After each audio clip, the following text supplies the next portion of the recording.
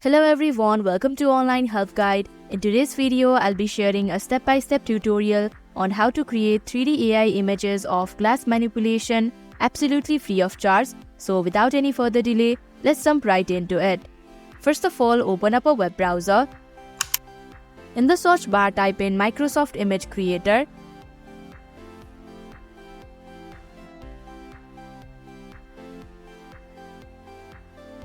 Here, click on the first link that you see.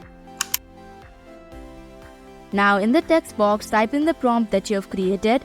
Then tap on the Create button. Similarly, if you'd like to create more of these, then you'll simply have to change the prompt. Then tap on the Create button.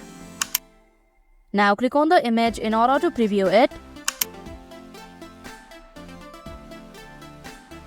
Also, if you'd like to download these images, then tap on the 3 horizontal dots in the right hand side of your screen. Then tap on the download option.